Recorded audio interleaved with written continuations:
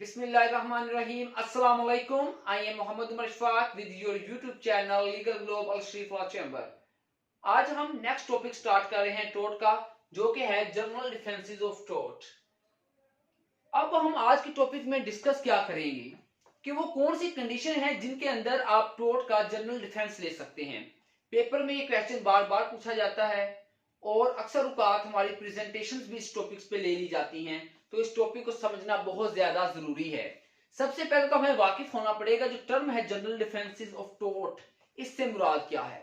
अगर किसी बंदे पर टोर्ट का मुकदमा हो जाता है तो अदालत में जाकर वो कौन सी कंडीशंस हैं जिसके अंडर वो अपने आप को जस्टिफाई कर सकता है, जिसके अंदर वो एक्सक्यूज एबल हो सकता है, यानी कि वो एक्सक्यूज कर सकता है कि मैंने जो चीज कमिट की है वो तो इन कंडीशंस के तहत थी, वो तो इन वजूहात की बिना पर थी, इसलिए मेरे खिलाफ टोर्ट का मुकदमा ना चलाया जाए। या वो उसको डिफेंस ले सकता है, उस चीज का उसको जस्टिफाई कर सकता है, यानी कि वो केस विन कर सकता है। हम दूसरी अल्फाज में इसको कह सकते हैं, यानी कि उसको वो टोर्ट की लायबिलिटी नहीं देनी पड़ेगी। तो आए हम वो कंडीशंस देखते हैं जिनके अंदर एक टोर्ट डिफेंसेबल है, जस्टिफाइबल है या एक्सक्यूजेबल है। आपने इन कंडीशंस को डिस्चार्ज ऑफ टोर्ट्स के साथ मिक्स नहीं करना, ठीक है। इन कंडीशन को डिस्चार्ज ऑफ टोर्ट्स के अंदर मिक्स नहीं होने देना। ये दोनों डिफरेंट टॉपिक्स हैं। इसके अंदर हम जो चीज पढ़ रहे हैं वो हम ये पढ़ रहे हैं कि एक बंदे पे टोर्ट का मुकदमा हो चुका है, ठीक है। एक बंदे पे टोर्ट का मुकदमा हो गया है, अब उसने अपने आप को जस्टिफाई करना है, उसके खिलाफ एक्सक्यूज लाना है। उसके अंदर हमने क्या पढ़ा था, उसके अंदर हमने वो वाली कंडीशन पढ़ी थी जहां पे जाकर तो आप टोर्ट का मुकदमा कर ही नहीं सकते, जो कि टोर्ट का मुकदमा करने से पहले ही डिस्चार्ज हो गई थी, यानी कि आपके पास वो पावर ही नहीं थी जिसके तहत आप किसके खिलाफ टोर्ट का मुकदमा कर सके। यहां पे उसके पास पावर तो है, वो टोर्ट का मुकदमा अदालत के अंदर भी ले गया है। अब जाकर अदालत में टोर्ट फीजर ने अपने डिफेंसेस देने हैं कि मैंने तो इन वजूहात की बुनियाद पर ये टोर्ट कमिट किया था, अब मुझ पे टोर्ट की लायबिलिटी फर्ज नहीं होती, चनाचे मुझे इससे बरी किया जाए। तो हम उन वजूहात को डिस्कस करेंगे। मैंने तकरीबन 9 पॉइंट्स लिखे हैं इसमें। ये 9 पॉइंट्स इस टॉपिक्स के बहुत ही ज्यादा इंपॉर्टेंट पॉइंट हैं। इनके अलावा और भी डिफेंसेस हो सकते हैं, लेकिन ये जो 9 पॉइंट्स हैं ये मेन पॉइंट्स हैं कि आपको पेपर में जनरल डिफेंसेस ऑफ टोर्ट का टॉपिक पूछा जाए या फिर आप किसी प्रेजेंटेशन में आपसे कोई टीचर आपसे पूछ ले तो आप अपने टीचर को इन 9 पॉइंट्स एलाबोरेट कर आप मुतमिन कर सकते हैं। बारी बारी इनको डिस्कस करते हैं। सबसे पहले डिस्कस करेंगे leave and license. Leave and license का मतलब है कि आप किसी को इजाजत दे देते हैं कि वो आपके साथ ये काम कर सकता है, यानी कि मैगजीन की तरफ चलेंगे तो इसमें जो मैगजीन फॉलो करती है वो करती है वॉलंटरी नॉन फिट इंजरिया, यानी कि आप किसी को कंसेंट दे देते हैं कि वो आपके साथ ये काम करे। जैसे कि अगर कोई बंदा क्रिकेट खेलता है तो बॉलर की बॉल लगने से उसे जो इंजरी पहुंचेगी बैट्समैन को, अब वो उसके खिलाफ क्लेम नहीं कर सकता, क्योंकि जब वो क्रिकेट खेलने गया, क्रिकेट खेलने से पहले इस बात का खतरा मौजूद था कि बैट्समैन को बॉल लग सकती है, उसकी कंसेंट थी इसमें कि आप मुझे बॉल करवाओ मैं खेलता हूं,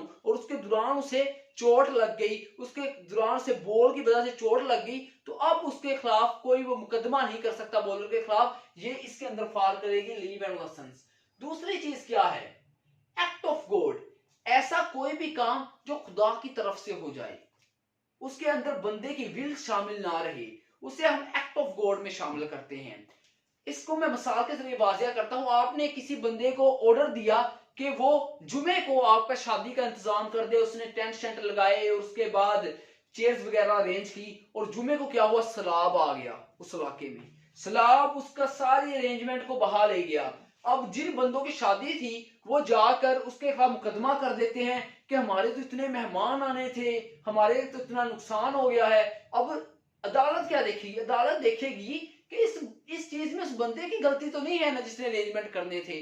उस बंदे ने तो अपनी तरफ से पूरी कोशिश की कि अपनी पार्टी को सेटिस्फाई कर सके, उसने अरेंजमेंट्स भी किए, उसने टेंट शेंट भी लगाए, उसने सारा अरेंजमेंट फुलफिल किया, लेकिन एक्ट ऑफ गॉड था, अल्लाह ताला की तरफ से ये मंजूर नहीं था और ये सैलाब वगैरह आया या बहुत तेज बारिश आई जिसकी वजह से इसका सारा अरेंजमेंट खराब हो गया, तो वो इसको डिफेंस देगा कि जिस पे उन्होंने मुकदमा किया वो डिफेंस देगा कि ये तो अल्लाह ताला की तरफ से हुआ था, इसके अंदर मेरी कोई गलती नहीं, और अब जो है अदालत उसे बरी करेगी। अदालत कहेगी वाकई ही ये एक्ट ऑफ गॉड है, इसके अंदर इस बंदे का कोई अमल दखल नहीं है। आगे आगे इनएविटेबल एक्सीडेंट। इनएविटेबल एक्सीडेंट ऐसे एक्सीडेंट्स हैं जिनकी जरिए बंदे को इंजरी तो पहुंचती है, हार्म तो पहुंचता है बंदे को, लेकिन वो उस वजह से पहुंचता है जिसको आप अवॉइड ही नहीं कर सकते थे उस वक्त। यानी कि कोई ऐसे सर्कमस्टांसेस क्रिएट हो गए जिनके अंदर आप उस चीज को अवॉइड ही नहीं कर सकते थे, आपके बस में कोई चीज नहीं थी और उस बंदे को इंजरी पहुंच गई। अब मैं इसको आपको मिसाल के जरिए समझा देता हूं, आपको बड़े अच्छे तरीके से ये वाजिया हो जाएगा कि इनएविटेबल एक्सीडेंट से मेरी क्या मुराद है। जैसे कि दो कुत्ते आपस में लड़ाई कर रहे हो, दो डॉग्स आपस में फाइट कर रहे हो, तो एक बंदा उनको रोक रहा हो फाइट करने से और साथ ही खड़ा प्लेंटिफ जिसने मुकदमा करना है वो साथ ही खड़ा हुआ है और कुत्तों की लड़ाई को देख रहा है बड़े शौक से, और जो बंदा उनको रोक रहा है कुत्तों को लड़ने से, वो उन लड़ाई रोकने के दौरान जिस डंडे से जिस स्टिक से वो उनको रोक रहा है वो स्टिक जाके लग जाती है प्लेंटिफ की आंख में और उसकी आंख जाया हो जाती है। अब यहां पे क्या होता है, जिस बंदे के हाथ से उस प्लेंटिफ के आंख पे स्टिक लगी है, यानी कि वो हम एक दफा से चले टोट फीजर ही हम उसे मान लेते हैं, ठीक है, जिसकी वजह से उसे स्टिक लगी।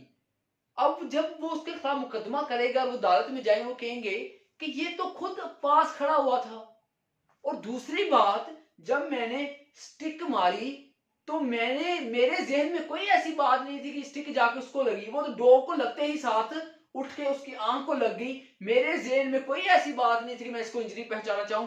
तो वहां पे अदालत देखेगी वाकई ही ऐसी कंडीशन में जो जिस बंदे को टोर्ट फीसर बनाया गया है वो टोर्ट फीसर नहीं है, उसने कोई टोर्ट कमिट नहीं किया, इसको डिफेंस दिया जाए टोर्ट के खिलाफ, इस जिसने अपने आप को जस्टिफाई कर लिया है कि इसमें इसकी कोई मंशा शामिल नहीं थी, यानी कि ये इनएविटेबल एक्सीडेंट है जिसे वो अवॉइड कर ही नहीं सकता था। मैंने मिसाल से कोशिश की है कि आपको थोड़ा बहुत वाजिया हो जाए। उसके बाद जो अगली चीज है वो है एक्ट ऑफ स्टेट।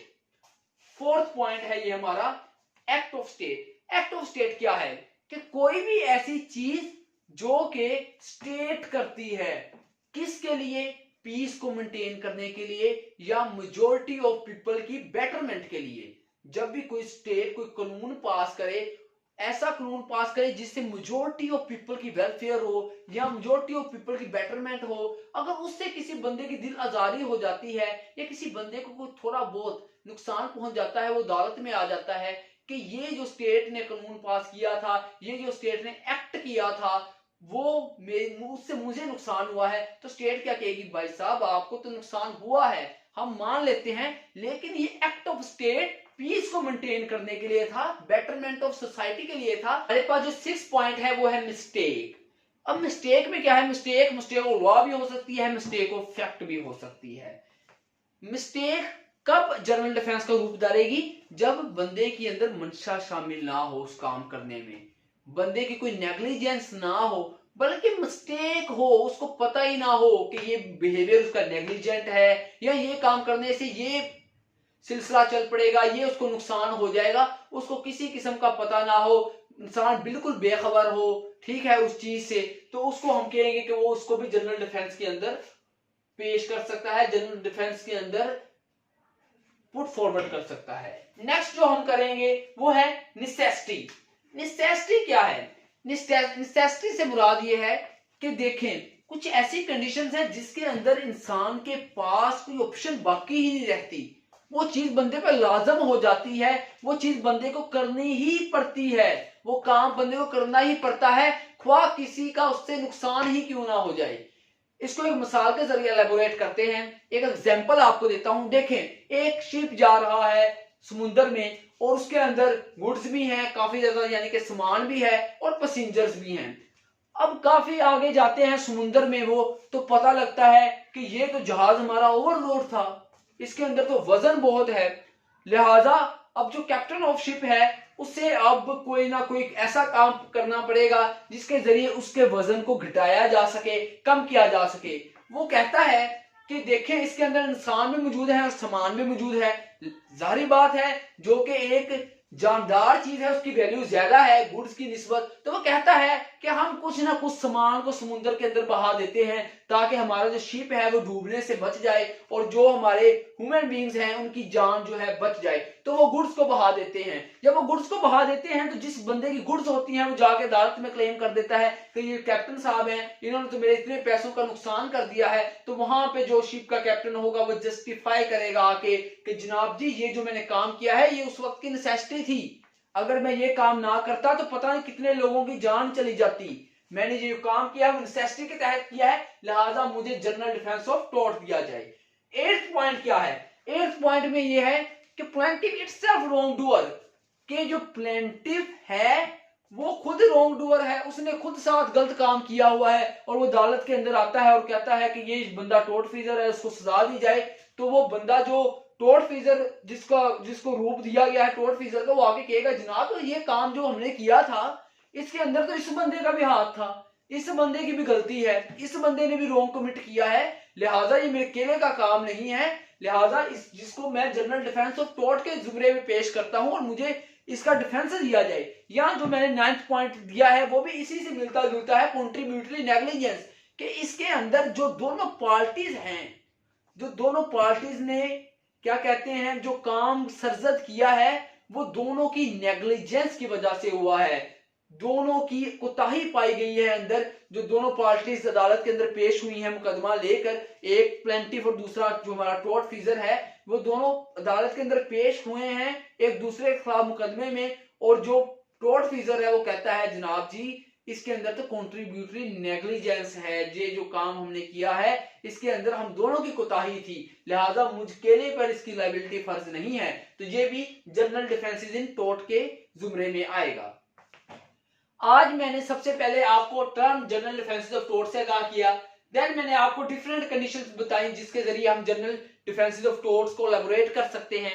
उम्मीद करते हैं कि ये टॉर्ट का बहुत ज्यादा इंपॉर्टेंट टॉपिक आपको समझ आ गया होगा। अगर आपको हमारा ये लेक्चर अच्छा लगा है तो हमारे कमेंट बॉक्स में हमें जरूर बताइएगा और दूसरा हमारे चैनल को सब्सक्राइब और बेल आइकन पर क्लिक करना ना भूलिएगा। उम्मीद करते हैं कि लीगल ग्लोब का ये सिस्टम है ये आपको पसंद आ रहा होगा और आपके जो लॉ के डिफरेंट कॉन्सेप्ट्स हैं वो क्लियर हो रहे होंगे। अल्लाह ताला आप सबको कामयाब करे। अल्लाह हाफिज।